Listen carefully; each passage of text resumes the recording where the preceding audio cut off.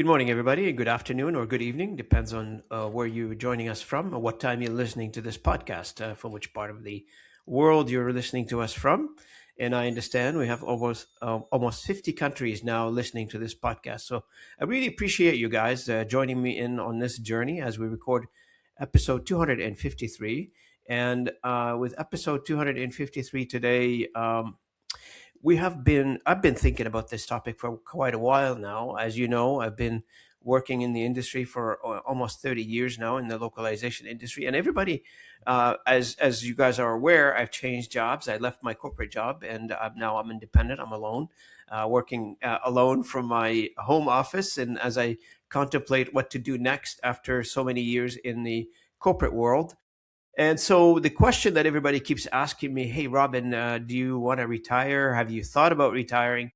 And to be honest with you, it never crossed my mind because even though I left my corporate job, I sort of continued with my work. I still get up at 5 a.m. in the morning. I still sit at my desk at 7 o'clock in the morning, and I still have full days of work till sometimes till 11 o'clock. I think I'm working more harder now than I worked at my corporate job. So one of the things that we want to talk about today is that has been on people's mind is as they transition through their careers, they go from doing something, whatever that something is, independent. You work for somebody else, or you have a career of some sort, and then you move on to retire to not necessarily go lay down on the beach somewhere, but you may want to try something else in your life. And my guest today, Harry Agress, I really appreciated Harry joining me today. And we want to talk about this topic a little bit. Harry wrote a book on this, and he's going to tell us all about it here in a minute. But what we want to do is first welcome Harry to the conversation. Harry, welcome to the conversation. Appreciate it with me.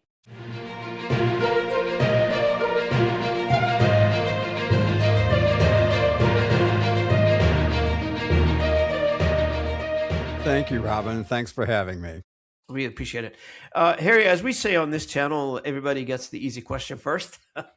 And the easy question is, what is the story question? What is your story, Harry? What got you here? My story really began even before I retired. I'm a radiologist with a particular interest in nuclear medicine and what's called PET scanning, having to do with cancer detection.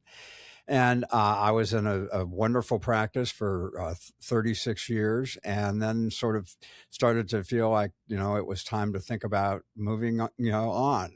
And it was, it was a, it was not an easy thing to do. And I think for anybody, a physician or otherwise, anyone who's very, very wrapped up in their work, it can be very difficult to make that transition. And I think we're going to get into some of the details of why and how you go about making that an easier move.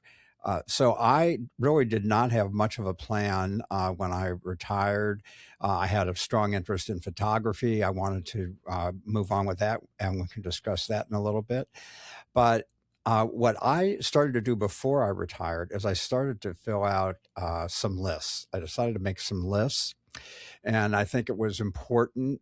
There's actually a statistic that if you write something down, you have about a 34% greater chance of actually coming out with an actionable consequence of that, or something that's really helpful. And the first list I decided to do was things that I love. And so the first thing was my wife, my family, very concrete things, photography, teaching, etc. And the second one is a little more conceptual. And the purpose of the list is to get you to be more cognizant and more self-aware of what you really, really care about, and just beginning that process of separating yourself from your work personality, which is so, so strong. So the second list is what gives you satisfaction. And for me, this is a little more conceptual. So things like learning, being curious. I like to be organized with the lists and this sort of thing. And then the third one was things that I would be willing to try and to experiment with. And I think between the three, you can really start getting some image of what your life could be going forward. Um, I found those to be very helpful. I got involved in my photography, and then basically I kept a journal. And so I've been retired for 11 years. I kept a journal. I did a lot of reading, and I came up with a huge amount of information, and ultimately decided to write a book. And when I first came out, almost all of the books were about finance, and they might have a little tiny chapter in there about the emotional part. And I decided that I had enough information to write a helpful work that would be geared totally towards the emotional and personal side and not the financial at all. And so that's sort of how the journey got going, and never expected to write a book. It took about 3 years. Using that journal as an outline, and I've loved it. And the thing I love doing now is speaking and doing interviews like this, and just getting the word out, and trying to make things a little easier for people. And for the audience, so just from a context perspective, just to give you an idea about Harry's bio, I guess, retired radiologist, clinical professor at Columbia University, Irving Medical Center, an award-winning photographer, not just hobby photographer, an award-winning photographer. I went to your website, by the way, and I am a hobby photographer as well. So we'll talk about that in a second. And the author of the Next Best Years book that we are going to be discussing here in a second. Now, Harry, for those who are out there and they had many years in the same career, 36 years in radiology in New York Presbyterian in Columbia, that's not just a career, that's a professional identity it becomes to somebody, right? So, and we all have that, an engineer, a translator, a professor, whoever you are. When did you sense first that retirement is something more emotional than financial? And what led you to the emotional part versus as you mentioned earlier, everybody writes about retirement as a financial. I'm always looking at what you equivalent in the US, the 401k retirement fund. Do I have enough to retire? Yes or no? But you took it a different angle, emotional angle. Like, why? Well, I think the financial component is extremely important, obviously, for everybody. I just want to make one point clear: is that my practice was at Hackensack University Medical Center, Hackensack Meridian Health in New Jersey, Oh, okay. and my Columbia was where I trained and where I teach, and Okay. so voluntarily. So I want to make sure I give credit where credit is due. Um, I think I was financially stable, and at that point after 36 years, and the challenge was finding something that was going to give me purpose, and something that was going to make me want to get up in the morning and be excited and feel like I really being useful, contributing something.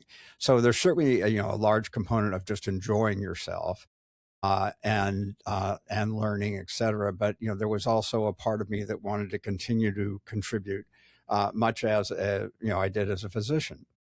So that's sort of what motivated me in terms of going towards that emotional side, and also the tremendous lack of literature on this. And I'm very happy I wrote the book, because I wish I had had that 11 years ago. It would have been very helpful to have somebody there who was like a friend telling me, here are some things you can do. So I'm not really, my speaking and the book are not about this is how Harry does it, you've got to do it this way. It's more about helping you decide how you want to go about doing things. And for those of us, including myself, I guess, when you stayed as a volunteer at clinical professor, that's what somebody would call half step. You did not really exit the entire profession. You stayed a little bit involved, and then you took on another step, which is the planning that the next phase, I guess, as you called it, or the next break in your career. Um, is it because you couldn't let go, or why you stayed halfway? No, no. Well, let me just say this. I think that in terms of the transition, one of the best things you can do is to work part time in your field, Yep, if they will allow it. And that part of is, the plan, basically, right, Harry? Excuse me? Part of the plan, basically. You Yeah, I mean, planned it that if way. you can, work 3 days a week or 4 days a week, and then slowly, ratchet it down, that's a wonderful way to transfer because you're still staying with what you know and hopefully liked, and but you're able to have time to start looking into some other new things. My teaching is, and this is a point I would like to make to anybody. I think it's extremely fulfilling, the volunteer teaching, and it is not a heavy duty time requirement. I am giving a several lectures a year. It gets more concentrated when the residents are taking their board exams, and so it doesn't have to be a major commitment if you can arrange to do that. And you can also teach in many ways outside of your own area of expertise. You can go to libraries and teach, people who teach them English who have not. That's when it's not their primary language. If you have a financial background, you could teach finance, to a high school, which would be very interesting, I think, to do and fun to do. So there are many things that can happen. I wasn't I didn't when you say, I didn't wanna let go, I did wanna stay involved, at least to some extent, but I was definitely, at that point, ready to move on. Now, Susan, your publisher, described to me your message in her message to me as addressing about your book and about the message in the book is addressing the part of retirement that financial planning alone can't address. Uh, what do you think the conversation that is not happening right now, around us everywhere, that you felt compelled to start? And I think the audience right now, pretty much everybody is thinking, do I have enough money to retire? Well, again, that's certainly, important. I think that I'm trying to think of what exactly made me turn. Can you can we rephrase the question? Yeah, no, just maybe on the rephrasement of the question. Um, Everybody in the world right now is thinking when they get to that 50s, early retirement or late retirement, it doesn't matter. I've seen people work even though they can retire. I've seen people continue working past retirement age till like 75 in the same job. That's not an indication of want to do something different or not. But most people, I want to say 90 to 80 to 90% of the people, they measure one thing: can I retire? Do I have enough money to retire after I stop working? And that's the only, I want to say, barometer they use in deciding what they want to do next in their life. They want to go travel the world. They want to hang out on a cruise somewhere. I don't know, but what you're saying in the text, in the message that you're propagating in the book, you're publishing in the book, is that don't think about it financially, think about it emotionally first. What do you want to do next? Now, for people who can say, okay, financially is important, I know I've got my 401k are doing well, and I can now focus on thinking about emotionally. But what if somebody who doesn't have perhaps enough fun to think about it emotionally, they will always be stuck in that financial thinking, don't they? Okay. I think if finance can be a huge component of all this, and if you are forced to retire or you are considering it and you still need to make money, I think it is important to take at least some part of that. You have a right to take some part of that and make it strictly about you. And if you're making money for support people, etc., that's wonderful. It's necessary, but I think you still have a right to take a small, at least some part of what you're doing, where you can do the things that we're talking about, which is really expanding yourself beyond where you've been for the last 30 or plus years. Two things I want to mention. One is that this is no longer just an event. Robin, this is can be 25% of your life. All right, and we're not addressing what you had mentioned about someone who works till they're 75 or 80.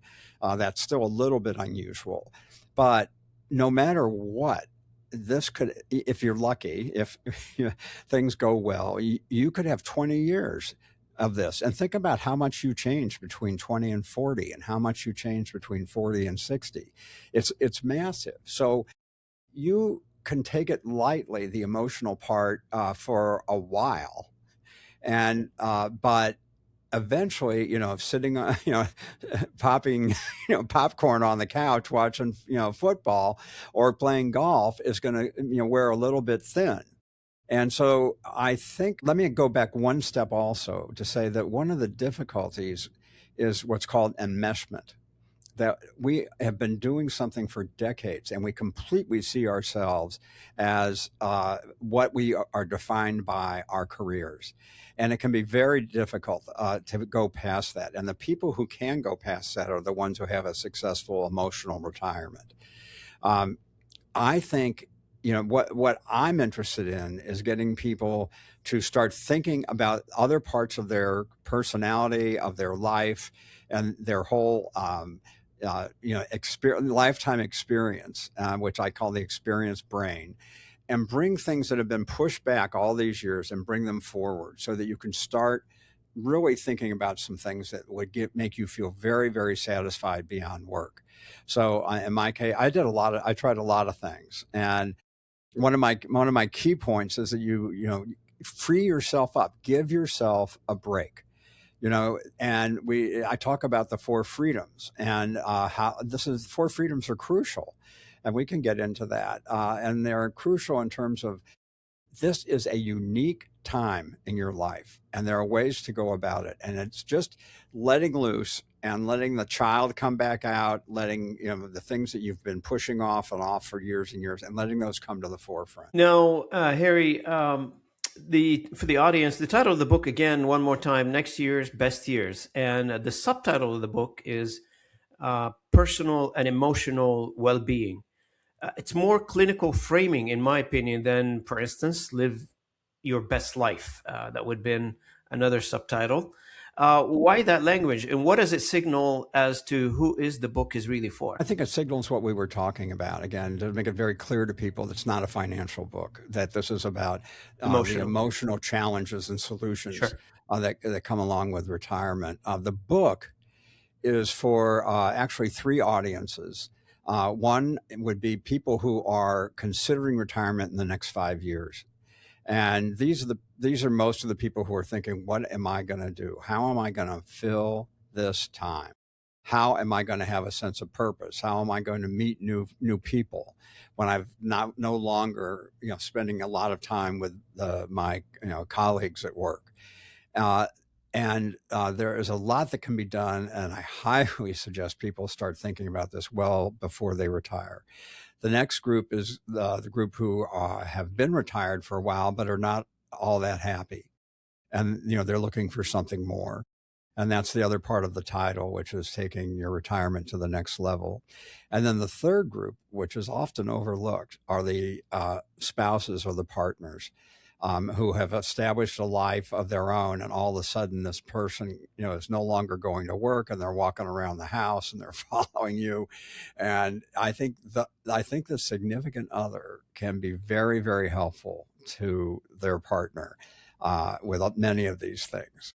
So those are the three groups that I'm really going after. Now, for the audience, also, Harry is an award-winning photographer, and he donates your fine art, Harry, photography to hospitals around the country, my understanding, unless the research is wrong, to create calmer, healing environment. And as a radiologist, you've spent and this is where I first got intrigued in the idea of doing a podcast with you.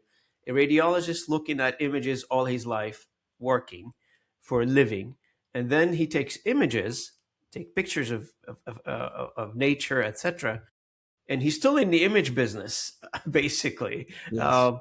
Is there a through line here between that is what no you've done and coincidence. You're right on the money. That is no coincidence. My whole life, I have been more of a visual person. I learn better by watching instructional videos or lectures than I do reading, for example. So I'm very, very image oriented. It all actually began, my dad gave me a camera when I was 10 years old, and it just happened. I mean, I just went, this is the coolest thing ever. And, I love playing around with it. And what happened in retirement, there are a couple of components to this, was that I had thousands of pictures all over the place, and I wanted to organize them, and I finally had the time to do that and to learn more about photography, take more classes, etc. Um, it was interesting because I wanted to sell my photographs. And I went through this phase, and all I can tell you is that being an artist is incredibly difficult. And I have great admiration for anyone who is doing it. And a simple example is the fact that as a physician, when you make a phone call, people pick up, and there's no hesitation going on there. They get on the line and you discuss things. You call someone as a photographer and or an artist, and no one picks up the phone and nobody calls you back, and you just sit around waiting for someone who likes the work that you do. And I tried a number of things. So one of the biggest was I was lucky enough to get into an exhibition, and I spent 4 days there. I talked to a minimum of 500 people, and when it was all said and done, I sold one print, and I was shocked. And and I decided, I that's where I started the four freedoms. And the first freedom is freedom from failure, and the concept of failure. And I was like, what was I thinking? I mean, I want to enjoy my photography. Why do I have to sell it? But I was still in that mode of like giving myself a grade, as I had through my whole education, and wanting to be very good as a physician. And it turns out that, you don't have to worry about that at this phase. And um, Tyler Perry has a great attitude towards it. He does not believe in failure. He believes that you come to an opening and you're in a maze. And let's say, and there's a door in front of you, and the door either never opens or it shuts in your face. And you just go, what did I learn, and what can I take forward from this and do differently? And you just turn, and you then just go to the next door, and you just try something else new. And I took that attitude with this. And as far as the other key thing is, you never know where things are going to lead. So I keep emphasizing, when I'm talking to groups or whatever, that to try things and not worry about whether you're going to like it or not, or be great at it or whatever. That's not really the point. That's actually the second freedom, and which is the freedom of people having expectations. Your own expectations of yourself. You no longer have to be perfect. So I had to change my attitude, and my high school asked me to do an exhibition of my photographs, and when it was over, I decided just to donate the photographs. They were big, like 30, 45 by 60 on metal. And I donated to the school, saying that you can't put it in a closet. You've got to have them hanging on the wall if I'm going to leave them. And they did it. And it was wonderful, to think that all these students and faculty and staff were, getting to see these things. And anyway, I then decided that I loved that feeling. It was so much better than trying to be, start another profession as an artist. And I thought, what are some things I like to link things when I'm trying to come up with new ideas? And I was saying, what else am I passionate about besides photography? And obviously medicine came up. And then that's when I decided I'm going to donate photographs to healthcare facilities. And that has really been a wonderful part of my life. I do like the idea of your first fear. Getting rid of that fear as we move on in life is the fear of failure. And I love how you solved it by giving away your photography results to institutions, being the school or the hospitals, etc. Parallel to that, I feel like this channel has the same concept. It's an authentic conversation with people. We don't sell any promotions on it. It's not for advertisements or anything like that. It's not sponsored by anybody by any chance, by any mean. Just me who does Wonderful. the conversation with people, and I'm not expecting anything back, to be honest with you. I'm not expecting any financial return from it or financial award from it at all. I do have a job, other things I do, and this is my passion. I found out that my passion in life is conversation with people. In fact, this particular version of what I started, it didn't start that way. It started as a coffee with Robin kind of conversation. Post COVID, people were not socializing, they're not going out with people. And I had a reputation before that is that I sit down with people over coffee at Starbucks, at cafes around the world, and I chat with people. So I moved it to a virtual environment, and now it is what it is, the Localization Fireside Chat podcast, which we've with your conversation right now here, we're up to 253 episodes of talking to executives, influencers, and decision makers. Now, back to the original concept, if you expect financial return from something, you get the disappointment feeling. I get that. Did I achieve well or did I not achieve enough, etc.? I don't have that. And it frees me so well. Like I'm so free from that. It is so wonderful that I am not necessarily putting a financial target on the podcast. I didn't do that. I don't want that. If it down the road, if somebody says, "Hey, Robin, we want to do something with you," fine. But right now, I feel so free from it, and I'm sure if it's the same for you, if somebody walked in and says, "Hey, I'd love to buy this art for X amount of dollars," you're probably going to say yes. You're not going to say no to that.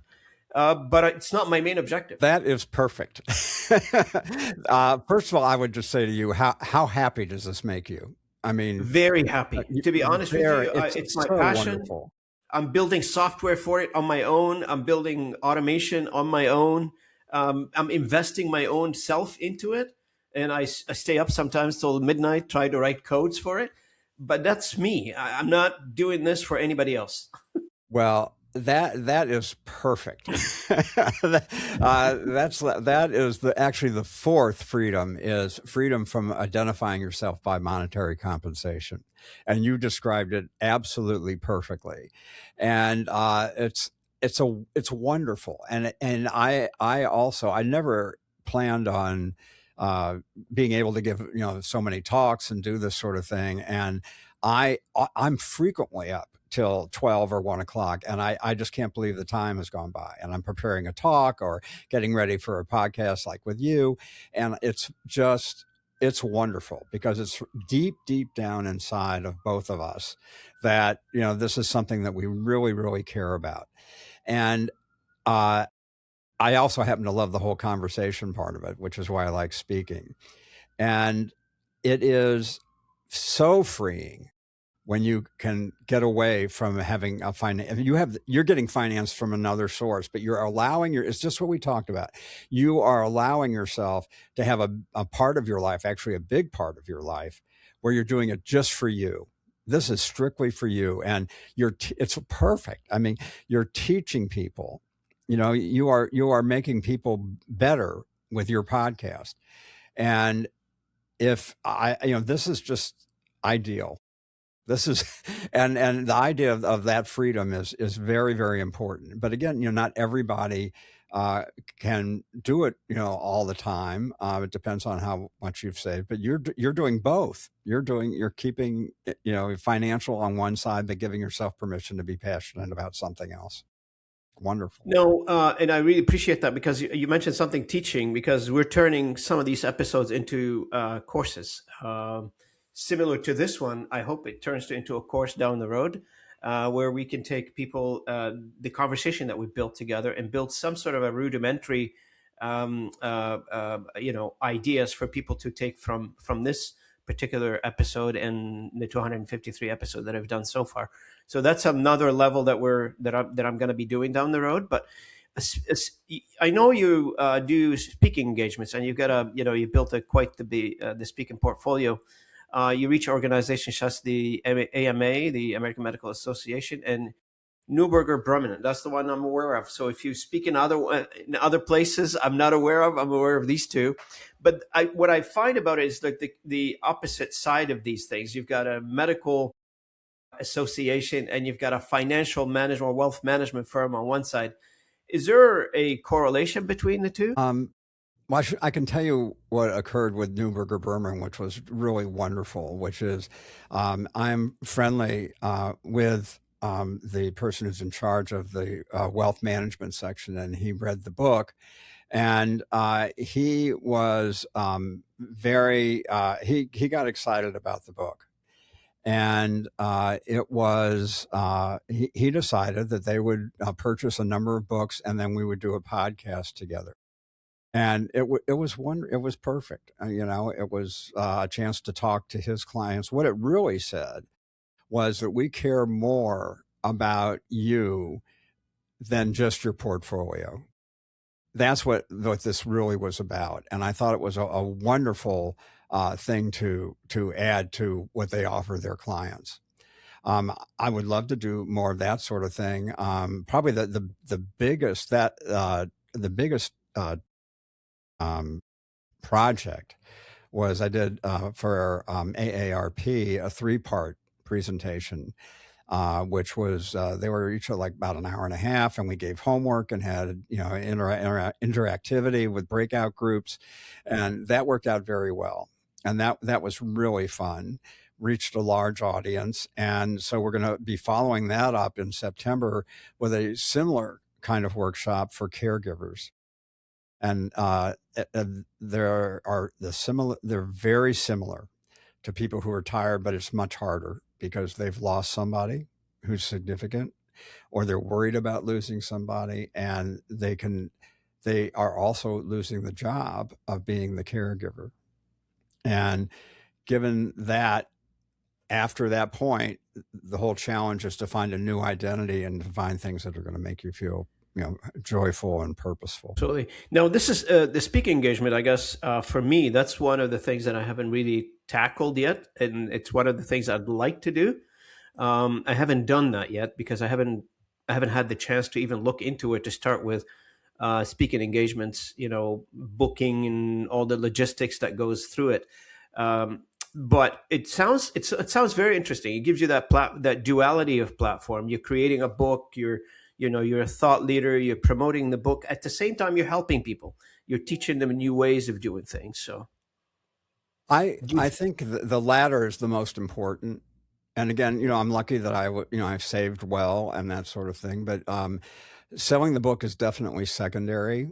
Getting the points across to people is much more fulfilling. Just like donating the art. I have so much information from the 3 years of research and the 10 years of journaling, and I basically want to share it because, as I said, I didn't have this when I started, and it really can make things much easier and much more exciting. So that's what I love communicating that and getting the word out. and it's very interesting because you start the I want to say put yourself out there from the point of helping others versus either financial gain or promoting something. You're starting from and for the audience, this is pretty different angle that we're hearing from Harry here today, is that, and which is admirable, to be honest with you. If you start from the point of helping something or helping someone or helping a community or whatever you're trying to target, I think you get a lot better satisfaction personally, and people around you, they feel that you're helping them, and they end up promoting you indirectly because that's not the intention. That's not what you're coming in with. You're coming in as a helper, as providing information they didn't have, and you're trying to teach them something. And most people want to hear that versus the infomercial stuff that you hear all the time, and people are tired of that. Am I right, Harry?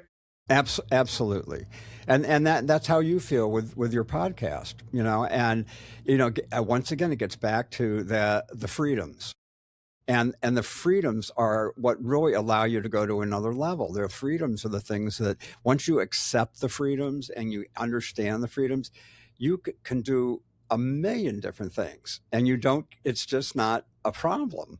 I'll tell you one other little attitude thing is, let's say you're going to take a course on. I'll give you one. I have a friend who wanted to take, who said to me, I'd like to try writing, but I don't think I'd be any good at it. And I just went crazy. And I said, that's not the point. The point isn't whether you're going to be good at it. The point is that you try it. and you'll never know unless you try it. So take a writing course, or even just sit down and try to write. But I think taking a course would be a wonderful way, and you'd also be with other people and that sort of thing, get feedback. And I said, if you don't like it, fine, just chalk it off the list and move on to the next thing. And I just, once you can allow yourself to do these things, you will ultimately get to something that it gives you satisfaction, and that's the one you're going to delve into. But it takes trying a whole lot of different things and giving yourself this freedom to do it. Think about when you were a kid. What did you absolutely love? And then you say, I want to do that. I want to be a drummer, whatever. And you then get to, now you can do it, and you've never, but people have this enmeshment thing is very, very tight. And it's, I can't say enough about trying to just loosen yourself up and giving yourself permission. By the way, I do want to mention that the person who invited me to Newburgh Brewing was Jerry Kaminsky. And so definitely want to give a shout out to Jerry, because I really appreciated that. What did I do? The first thing I did is I took a sketching class with my wife, and we learned how to do it on an iPad, how to sketch cartoons and that sort. And it was so much fun, and then I'm fascinated by acting. That is something I've always loved, did it at various stages of my life. And I always wanted to know what it was like when I see all these trucks in New York along the street filming a series or a movie or a commercial. And I decided I want to be an extra. I want to see what's going on inside of there. So I did it, and some people would say, well, he's a physician. What's he doing being an extra in a movie? And, it was a fun thing to do. There is a lot of waiting around, which was not part of my personality. And I did it. And I got it out of my system. And, I'm still fascinated by the trucks, but I know what goes on inside now. And I think it's just important to allow yourself to do that sort of thing. No, you mentioned earlier that to a lot of people, like when when you work all your life in a certain job, it becomes your identity.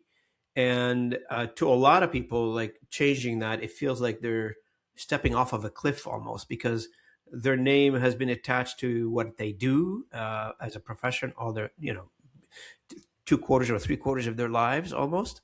And then you have to find what is your passion for the next track, for the next thing. And I've seen people, I'm not sure if you've seen it, Harry. I've seen people like, I know one gentleman who decided at his retirement he wanted to restore a muscle car.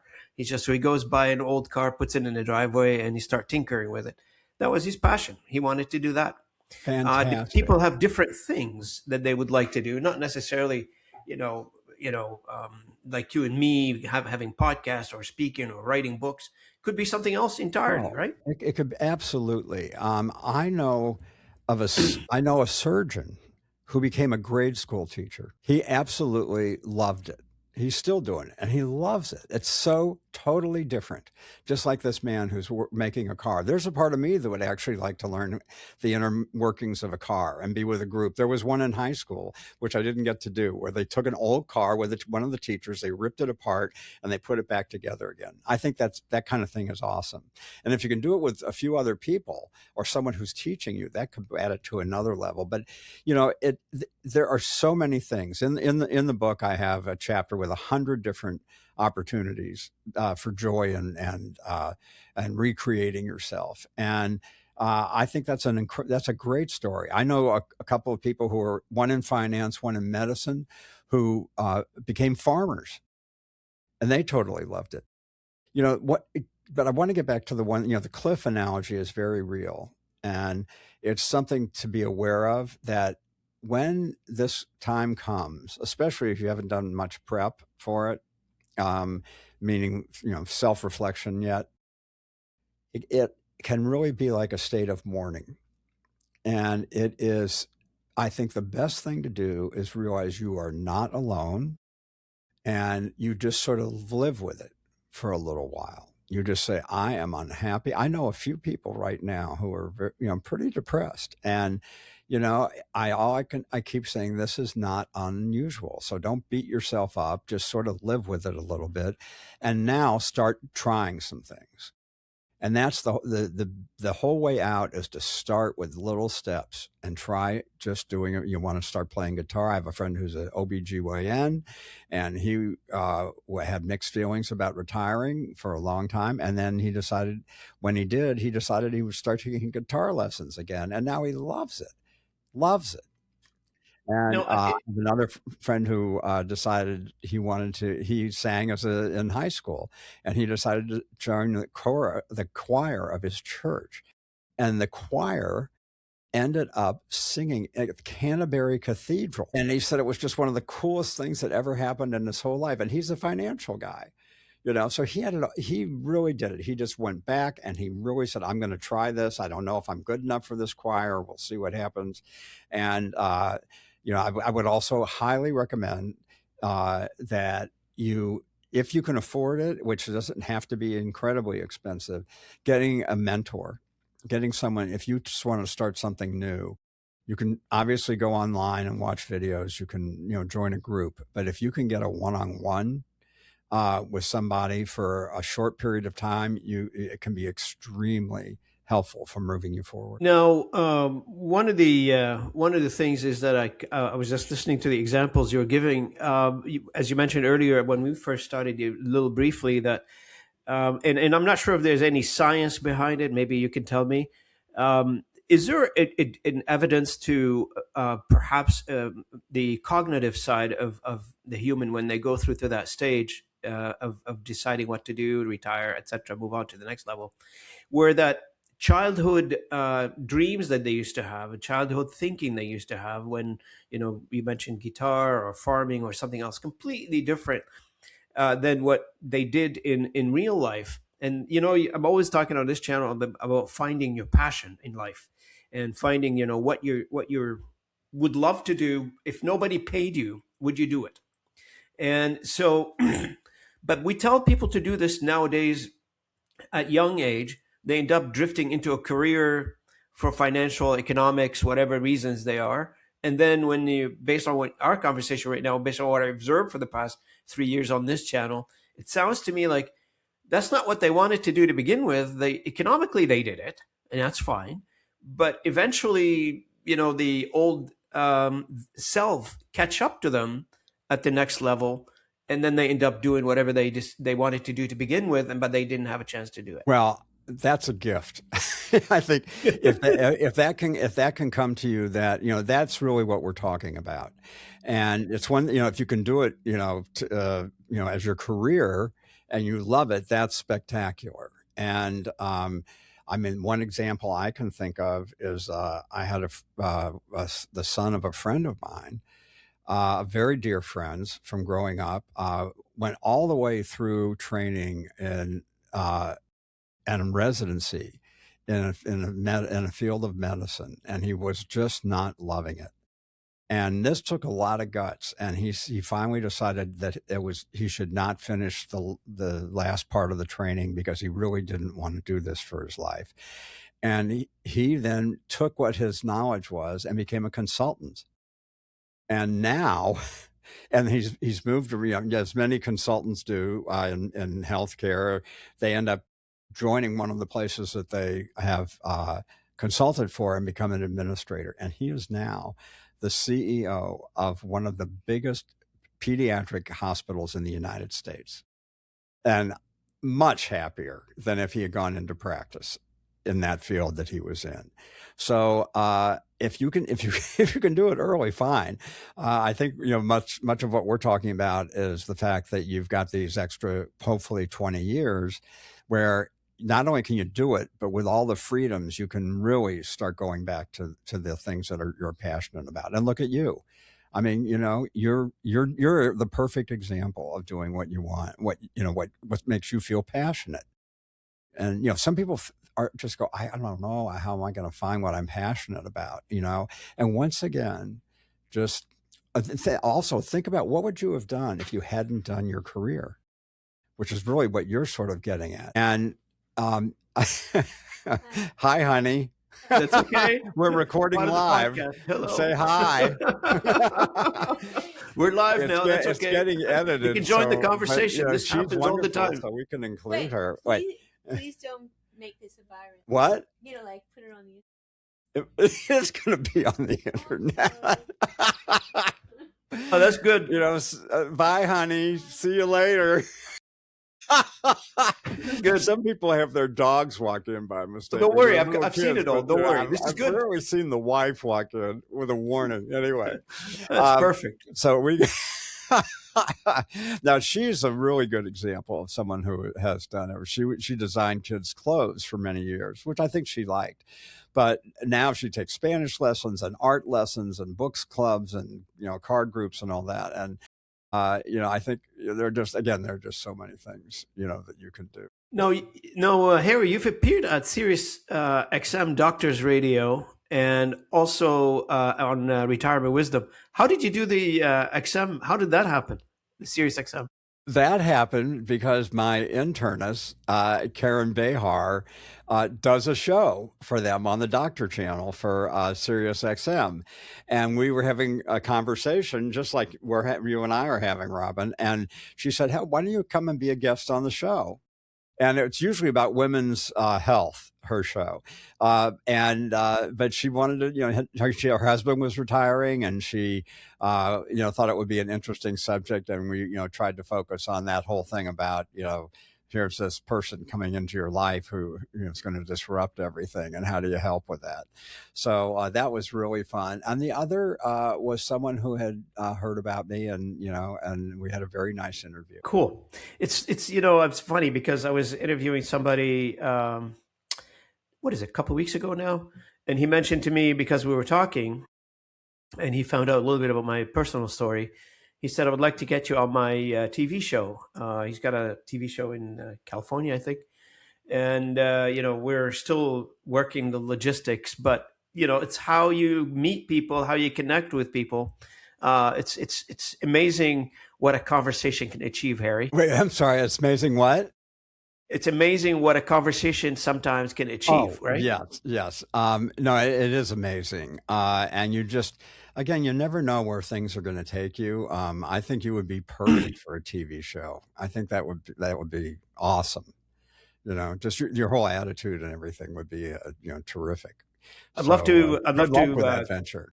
Yeah, I don't know. I mean, would love to see where that goes. If it happens. If it doesn't happen, I'm still happy where I am. That's fine. There is as you know, one of the things that we didn't talk about is there is a huge structural shift happening in the economy right now, right? And you can tell like what you're doing, the book and the education that you're giving to people and the help you're providing to people. It's very timely, in my personal opinion. Why? Is because the adoption of new technologies such as artificial intelligence right now is compressing that entire thinking in people's mind. If they're on the edge of, say 45 years old or 50 years old, they're already thinking now of saying, okay, what do I do next? Retire. If I have enough financial support, fine. If I don't, I've got to traject myself into something completely different.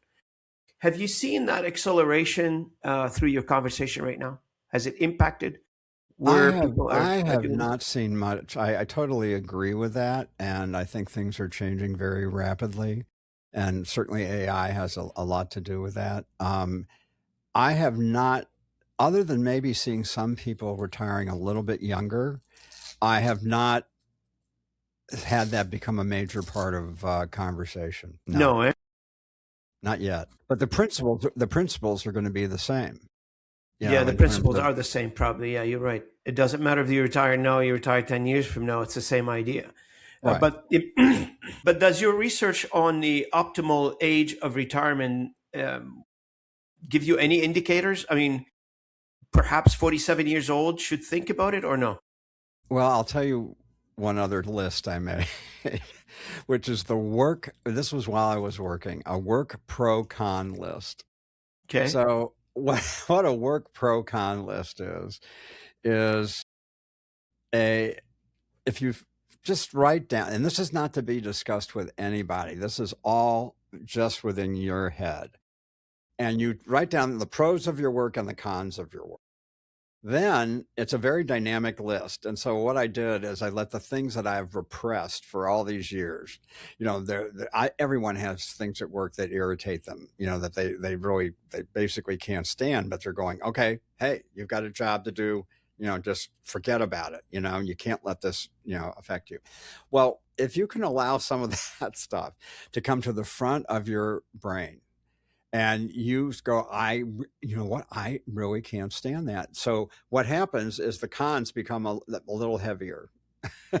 And well, I should do it this way. You can get more cons than you get pros. And once you start allowing yourself to do this, and I don't mean you go out and start confronting people. I mean, you just do this in your own head. That I got to the point where I was borderline anyway at that point, after 36 years in the same field, and in terms of whether I wanted to continue or not. And then when I started doing the pro con list, and I went, there really is a lot here that I'm really not crazy about, and it's starting to outweigh the pleasure. And one of the biggies was just pressure. The pressure of the volume of the work just got to be, more than I was comfortable with. And so that's one thing that can help you, make that move. If you're thinking, oh, I'm going to be out of here, how am I going to deal with it? Just start thinking that way. It's going to be a challenge, I mean, to be that young, and I would think the finance would probably be a huge, part of that, and looking for other things. You're probably not as free to look for your passion as you would like, but I guess my recommendation would be to compartmentalize it. And, I need to make some more money. What am I going to do?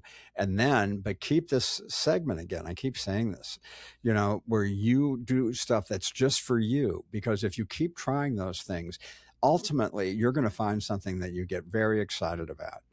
And then you're going to want to stay up, till 1 or 2 in the morning working on that. And that can turn into a project. I'll give you a phenomenal example of this, and even better than yours. And this is somewhat unique.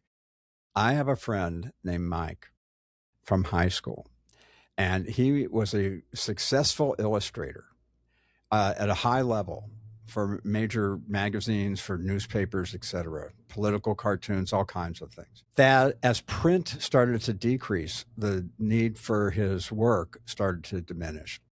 So it turns out he was fascinated by, and he loved baseball, and he was fascinated by pitchers.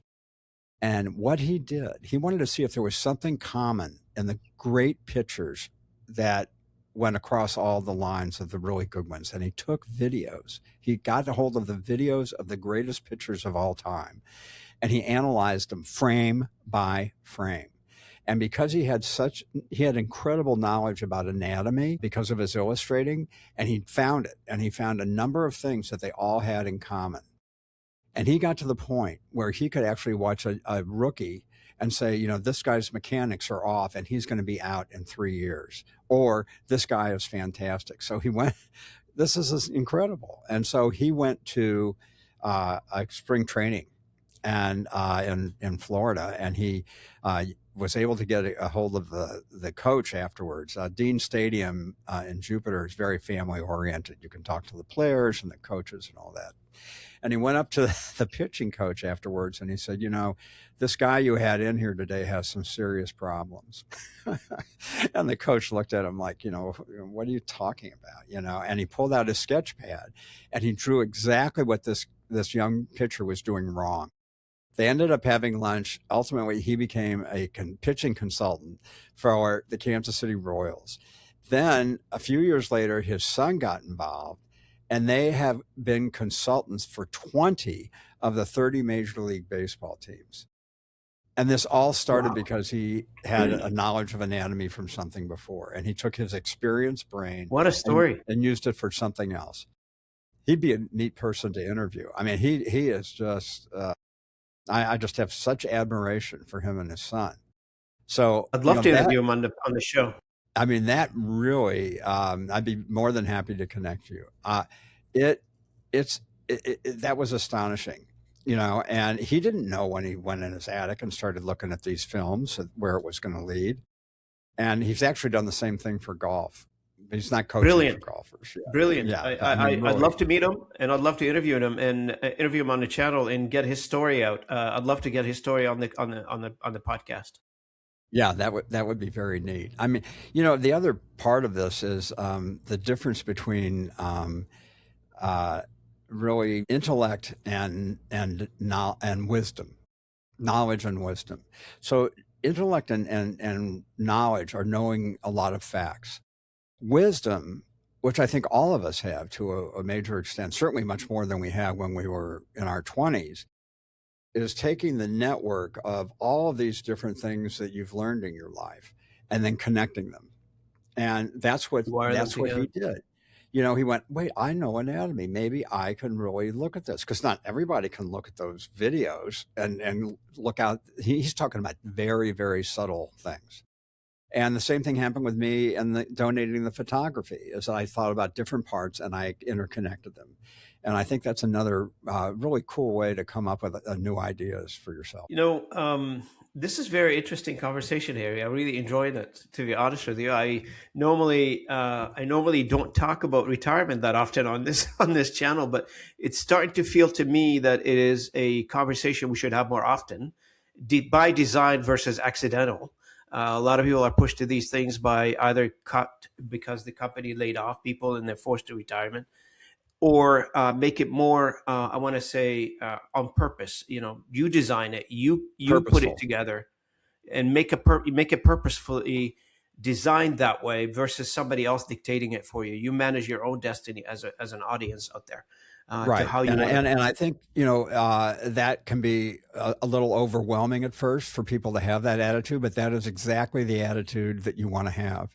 And, I think the freedoms that we've discussed and everything else really will give you hope that, this is something that you can really turn into an amazing part of your life. It's absolutely, I totally agree with you. And it's really been very fun talking to you. I really appreciate it. Now, a couple more questions. I guess one of the question on people's mind right now, if somebody's listening right now for our conversation, and they're thinking like now, 5 years from retirement is quietly terrifying them a little Mhm.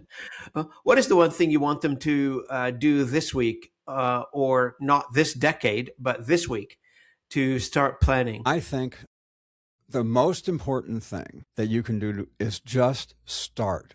Keep it very simple.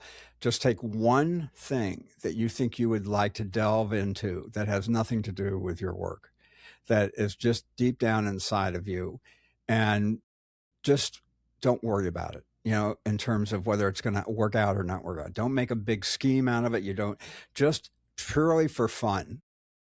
And I talk a lot about volunteering and teaching and all that. Well, that comes later, but I think the very first steps are just to open yourself up and then do it.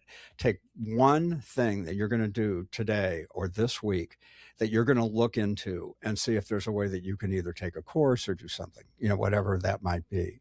I think that is. I think that's probably the easiest way to get going. Started. Now, where can people find the book, or follow your work, or reach out to you directly? Uh, and we probably want to mention your websites here. You got a couple of Sure. websites you want to mention, right? Right. So the book is available on Amazon and Barnes and Noble and other sites. I did an Audible version, which was very fun. So that's on Audible. And also it's on Kindle, hard copy, soft copy. So all of that is available on Amazon and other sites. My website is next year's best years.com. Very simple. And that gets into the speaking and more information about me and to some extent, the book. There's also a way, if you go to that site, that you can get some free resources. If you want to get a feeling, there's a free chapter. There is the work list. If you want to get the work list on there, that you can do that, and we'll send you all of that, plus a few of the resources. I have 60 references in the book, and we'll send you a few of those. So that's like a little starter kit, which I think is can be very helpful. The uh, the other website, if you're interested, again, I'm not really pushing this, but as you said, if somebody wants it, that's fine. But is Harry Agress, Agress, photography.com. And if you scroll down that homepage, you can see something, information about the installations in the hospitals. No, look, I this is exactly the kind of conversation. We'll be including a bunch of other links in the post edit of in the publication of this podcast. I'll include all your links. Your information will go out as well. If somebody needs to get a hold of you via, you're on LinkedIn, right? Do you use LinkedIn at all, or I use LinkedIn, Facebook, YouTube. yeah? So And I'm we'll just include a really few of those. I'm really just starting to use them at a higher level, more intelligently. The one thing I would like to add, which I guess is obvious if you go to the book website, is what I really want to do is what we're doing now is to speak, and I would like to be able to get to larger and larger audiences, more people, and just there are and there are 61 million retiree people over 65 in the United States. We're an And aging population. I mean, and by 2050 it's going to be 80 million. So there are a lot of people out there, and I would like to connect with as many as possible. help as many people as possible. That's the what I'm sensing here. The theme for this conversation with Harry. He likes to help people, and that's why he wrote the book, and that's why he's speaking and educating and teaching others how to get to that magic place that is not scary. It's a happy place that you want to be into. Harry, this is exactly the kind of conversation I was hoping we do today. I really appreciate your time. Thanks for giving me as much time as you did. Hopefully, you enjoyed it as well. I loved it, Robin. This was just great. Very, very casual and informative and fun. And I can't thank you enough for having me on the show. And did we cover all the areas you would like to cover? Or did we miss anything? You want to add anything? I think we pretty much covered it. We did a lot. We covered a lot of things. Um, uh, I think I think we're pretty good. I'm looking. Part of this is also, besides giving yourself permission, is let your curiosity really take you away. This is a time to really um, answer questions that you've never had. Take courses, and I'll just give you. I mean, one thing I want to say as a physician, we've been prepping for this since high school. Getting into the right college, then taking all these pre-med courses and everything else. And I have huge gaps in my cultural education. And so I want to start taking some more art classes. I want to even take like an economics class so I just understand it on a big level. Think about what some of the gaps are that you have in your life that you'd like to fill in, and it's just a wonderful time To do it, yeah. Hey, I want to thank our guest, Harry Agress, today for joining me, and I want to thank the audience for joining me on this podcast. I really appreciate your time with me.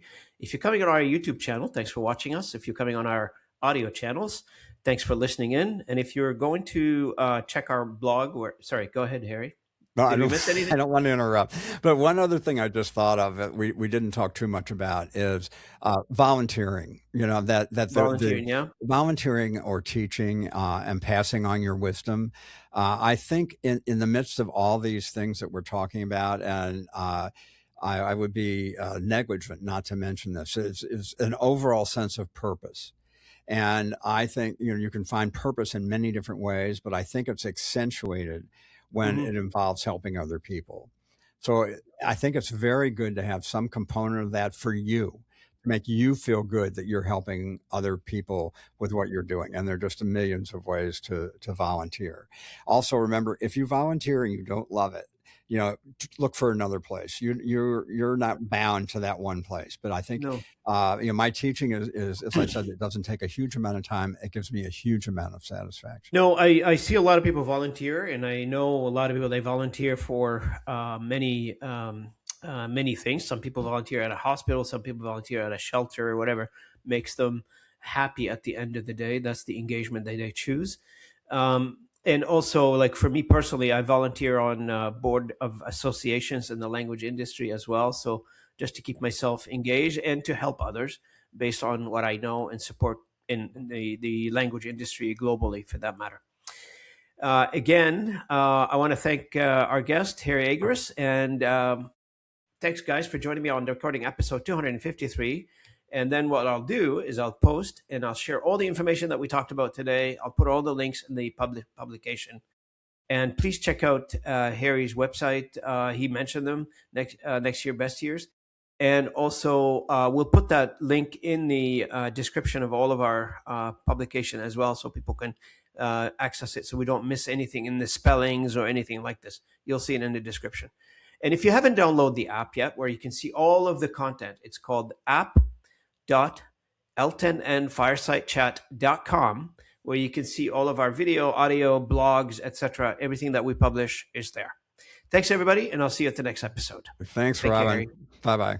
Bye-bye.